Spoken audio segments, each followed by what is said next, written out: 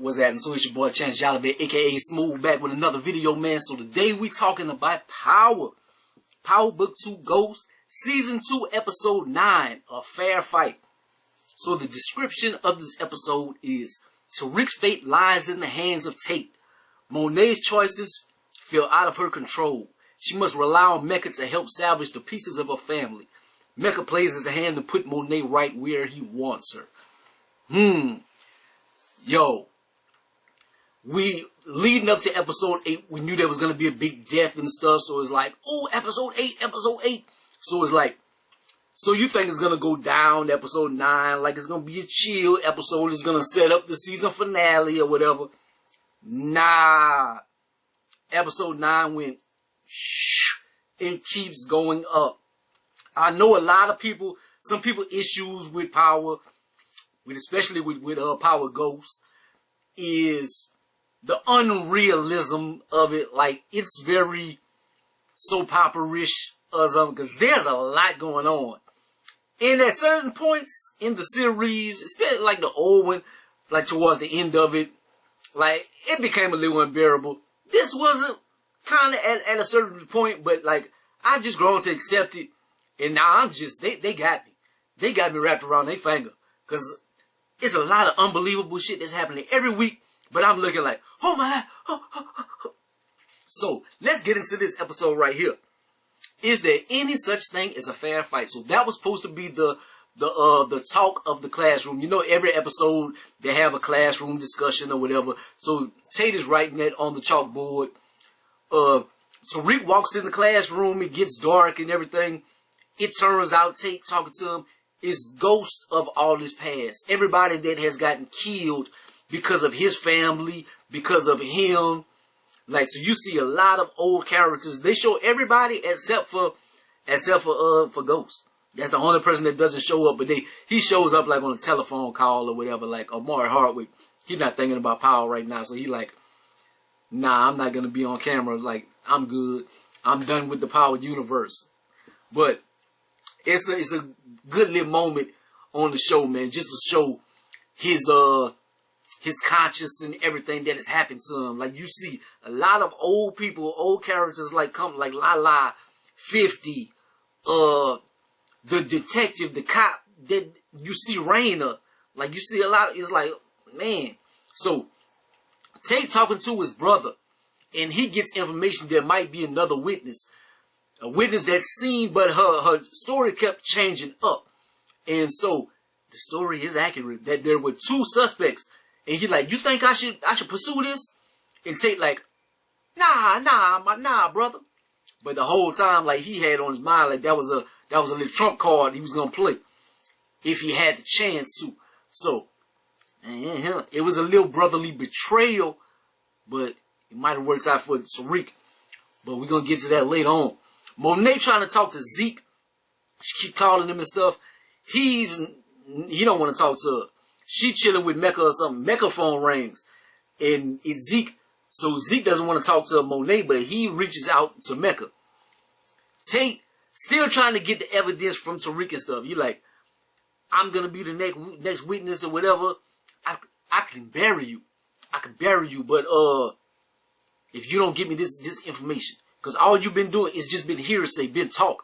Like, is you going to give me this or not?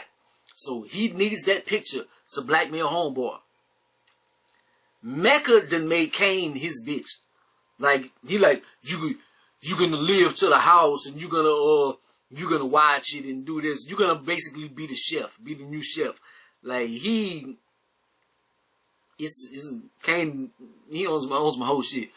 Lorenzo done told Monet crib out of her girl. Like, he always talk about, yo, that's the family crib, that's my crib, and this and that. He tearing the crib up. Like, the room is all in shambles. He done threw shit through the mirror and stuff. The kids come in.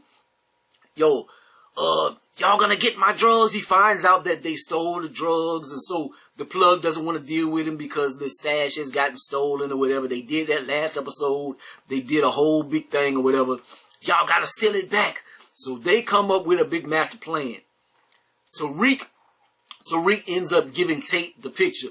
So Tate might have his back in court. We don't know. You can never trust him. Tate tells the info that his brother told him, and while he was on the stand or something, he like, yeah, I don't really think I have anything pertaining to this case that can help. Oh, but my brother did tell me some information, so he spills that out, and they like, oh, so that's information that y'all withheld. This is means to for this to be a mistrial. So that's kind of his like, okay, Tariq, you came through, you gave me the information I needed. Salute, my brother. Here's a get out of jail free card. So he does that to save Tariq, like you mistrial. So it's possible that could be the end of all this mess. Zeke and Mecca meet up, but he like, yo, I can arrange things for you. I can get your private coach. You can get out of Stansfield. You can get out of all this right here. But the only thing you gotta do, you gotta talk to Monet for me. So Monet finally tells the story of why she gave Zeke up and stuff. She was 16 and her mother didn't want her to keep him. She sent him down south and she had the baby, but then her aunt or whatever always wanted a boy and this and that. And then she was just happy later on in life just to have him, just to be in his life as the aunt. The thing that's weird is though, okay, so I wanted you to come up here and come to school, but like, we did all this, but why did they lie about his age and stuff? And like, he was 9 years old in kindergarten and shit like that. Like, that's the part that doesn't make sense. Like, yes, you was this age and this and that and this happened, but you didn't have to lie about his age and you took 4 years out the man's life or whatever. Like, I don't know, it's like the whole time she knows that he's slow. Cause like Mecca tells her something about, Zeke. And she like, he can't process it or something. He's like, no, he's slow. Maybe he just was a super dumb and he failed a bunch of times down south. And whenever they brought him up north, they're like, we're going to put him in this class or whatever and get a fresh start. I don't know. It just doesn't make any sense to me. Drew, look, this is the plan. Drew has to go get a card from his boo, from whatever his face is, from, I forgot what his name is, from Everett. And Diana is gonna have to go run game on Tariq and stuff. She's gonna have to get the information so for them to go steal the dope back. So that's their master plan. And of course, Drew has a whole sex scene. I don't know if there was any dialogue that meant anything in like the 2-minute span. I'll fast forward it. But I did see he got the key card. I fast forwarded to that point, so I seen the key card. I just couldn't take it anymore. Every episode, Drew gets a sex scene. Like, if Tariq has sex with Lauren or Effie or something, I'm not saying I want to see those young girls' bodies or anything, but it's implied. It's like, oh, they kiss, go to the next scene. But every episode, Drew is banging homeboy out. I don't want to see that shit. I'm pretty sure a lot of y'all don't want to see, man. Inclusion is alright. They can have a gay character on the show. We don't have to see a gay sex scene every fucking episode, man. Go ahead with that bullshit. Anyways, so they get the key card and everything. Cops go talk to Braden. And Braden brother spills all the tea. He has a Diana moment. Braden is like, I don't know anything, man. I was doing this and that at this time or whatever. No, you were lying. Because Kane snatched us up and he made us sell dope in the hood. And this detective is the one that got us. And I know him. And that's the one that killed him. And they had motive to, like, God damn, nigga. So he spills all the tea, all the Lipton, all over. So it's not looking good for Tariq in the case. If they get on the trial, get on the stand with that, it's over. Tariq and Braden fight about the picture. He goes back to the room and stuff. He like, yo, so you gave him the picture and stuff? And the whole time he trying to process it. He like, it's not always about you, Tariq, because I got information that can bring you under. He doesn't tell him that, but he's like, I got things to think about as far as you, but you stabbing me behind and stabbing me in the back as well. So it's like, damn, why should I protect you when you stabbing me behind the back? We supposed to be homeboys and you about to ruin my family. So it's like, So will Braden just let things go and put Tariq on, throw Tariq under the bus? You never know.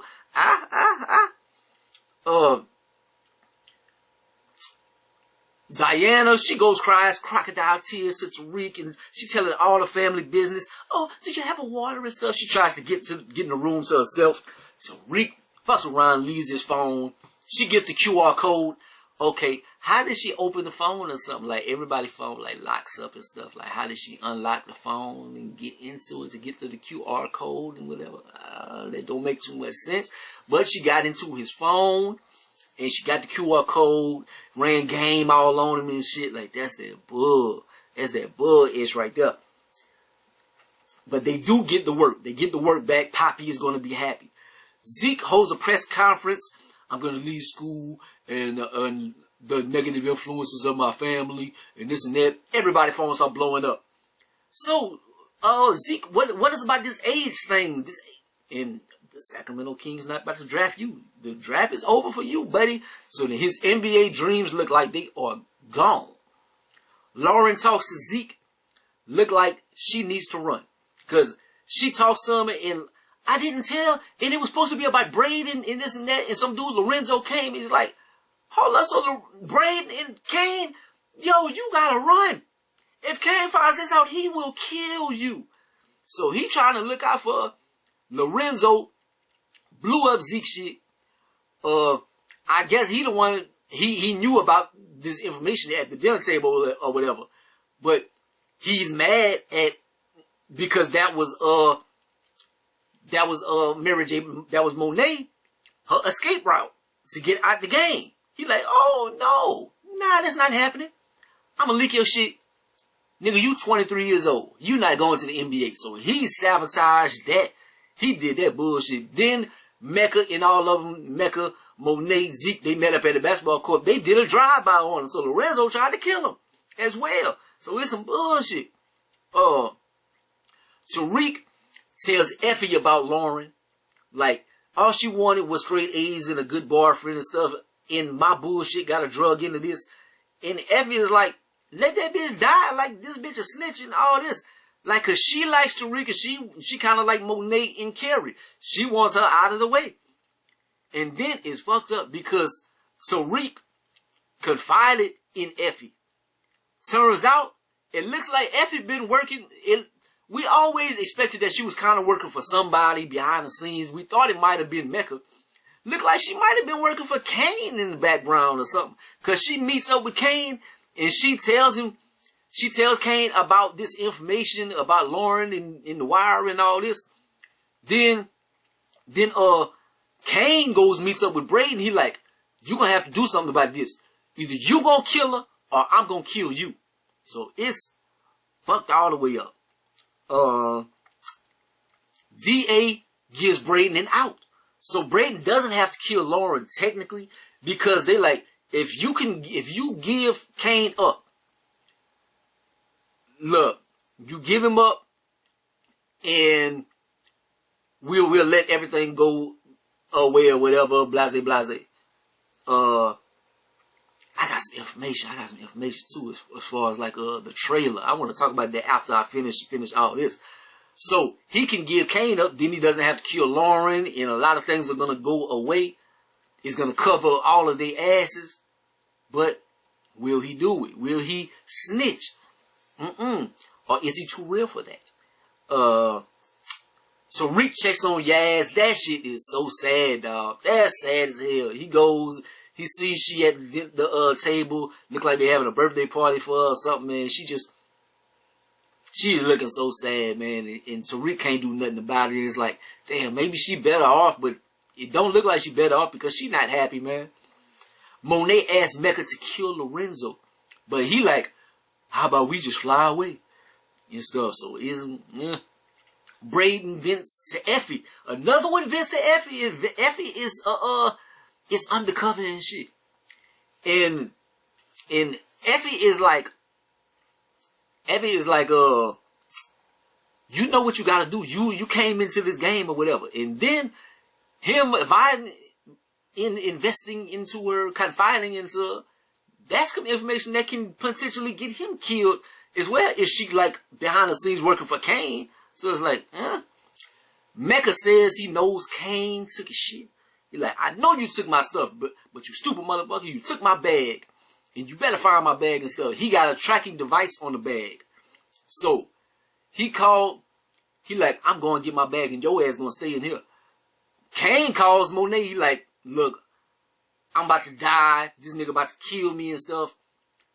No, that don't make no sense. Why didn't he kill you right there? He left you in the apartment with a phone. Send me what this nigga look like. So Monet is finally about to learn that Mecca is Dante. And she's like, you better warn Tariq. We can't let that little nigga die, man, because he's still an integral part of our business. Tariq, he's trying to get everything together. He looks in the bag or whatever. They have some legal papers. This nigga Dante is a world-renowned snitch. This nigga is the Wilt Chamberlain of snitching. So, that's crazy. And then, the next day, I don't know if it's the next day, but Reek calls Braden. He like, look, yo, homeboy, do me a solid. I need you to go pick up Lauren and take her out of town or whatever. I got you. Whole time he was out there already. It should seem kind of funny because like right whenever he called, he was already there and Lauren called like, damn, you got here kind of fast. You a good Uber driver. But she like, oh, thank you, Braden, for taking me out of town or whatever. So she think he doing her a solid and stuff, but we don't know what's gonna happen. Dante waiting on Tariq in the room. He like, yo, little nigga, I should keep. Tariq playing smart though. He like, man, oh, I know who you are, but he had asked Davis about it, and Davis like, yo, he's a bad character to mess with, but I got some information. He's a world-renowned snitch. He just snitched on a lot of the kingpins or whatever. So Tariq uses this information. He like, and then it works in his favor. Instead of Dante going kill him, he gets $2 million. He like, yo, nigga, I know that you did this and that, and you world-renowned snitching, you, the Wilt Chamberlain of snitching or whatever. I want $2 million in an offshore account. I know you can make it happen. You're like, okay, little nigga, I got you. Then he tells him a story about when he was in the military and he was doing this and that. Turns out he was working for Lobos, and Lobos was about to knock his ass off. And Ghost killed Lobos. So there was all kind of internet speculation about was Mecca Ghost's brother and this and that, what kind of ties he had to the family, etc., etc. That's the ties. Ghost killed Lobos, so that ended up saving Dante. So in a ways like Dante maybe kind of like owes Tariq and his family that money and stuff because they did save his ass. So it's crazy how things kind of worked out. Braden lets Lauren go. He goes, he pulls out in the country and stuff, in dirt road, and he goes to kill her, and he like, I ain't got the heart for it. Give you this money. If he had the money already and he was thinking about it, why don't you just give her the money? Why you gotta pull the gun out on her? And why you didn't just drop her off to the bus station? But instead, he goes on this road. Effie was following him. So Effie knocks out, did she kill Lauren or not? That's some information that we don't find out in this episode, man. So Braden had let Lauren go, but then Effie took her. So we don't know what happens, man. Monet waiting on Mecca. Mecca gets back, and he goes, will he go to kill Kane or not? But Monet is in there like, oh yeah, nigga, you been setting us up the whole time. The whole time, Dante, Mecca, and you been doing this and that, because you wanted us underneath your thumb. Okay. So since you want to be in control of everything, you kill Lorenzo, and you take all of my family on the plane. How is that going to work out? because the other children love Lorenzo. Cain doesn't like him. Monet doesn't like him. But Diana loves his dirty drawers. And Drew loves his dirty drawers. So, they're not going to kill their daddy. So, it's some crazy stuff. Like, it's not going to work out like Monet thinks it's going to go. And then, Effie gets in the bed with Tariq. She looks like her conscience is guilty and stuff. Did she kill Lauren? The way she looking like she killed Lauren, man. Ah, man. Damn, don't have killed Lauren, dog. Don't have killed Lauren. But we see some information of the trailer for the next episode. I want to talk about one scene. At the end of the trailer, it shows Drew aiming the gun at somebody, and Cain goes to push him off. It looked like it was somebody with some hair. I think it was Braden. It looked like it might have been Braden. That's the only one with some hair like that and stuff. Yeah, that's the only one that kind of makes sense, man. Like, yeah, but it looked like Cain might be about to save him or something. The shit about to hit the fan, man. Season finale. I don't know how much time I got left before the camera overheats or whatever and stuff. I don't want this to be too long, but man, this a lot of information. But dog, this crazy. It's crazy, man. Y'all hit me up in the comment section, man. Y'all talk about the show. Y'all know I like to chop it up with y'all. But like, comment, subscribe. Gonna be the greatest and the most hated. Holla at your boy. What the hell? Peace.